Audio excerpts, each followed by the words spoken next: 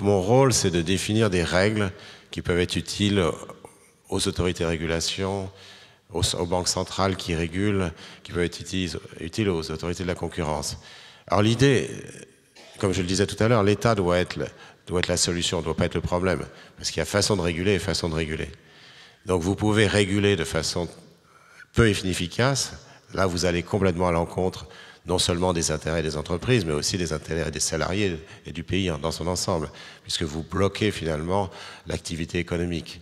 Par contre, quand ça va dans le sens de la concurrence, quand ça va dans le sens de faire en sorte que les banques, les compagnies d'assurance, les fonds de pension ne prennent pas trop de risques, quand il s'agit de faire en sorte qu'il y ait de l'entrée et de la concurrence sur les marchés des télécoms, sur le marché de l'électricité, toutes ces choses-là, ça va dans le bon sens, mais c'est un problème technique.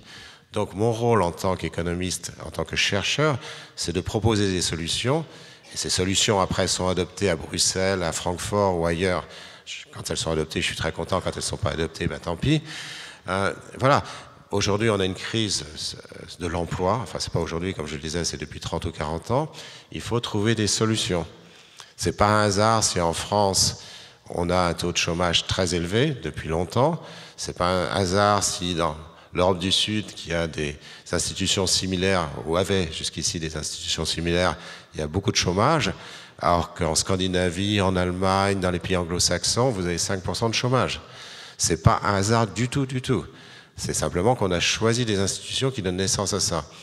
Les Français sont attachés à la protection du salarié, ce qui est une très bonne chose, mais confondent la protection du salarié avec la protection de l'emploi lui-même, ce qui crée effectivement ce mal-être au travail, ce qui crée les déficits publics et ce qui crée aussi du chômage.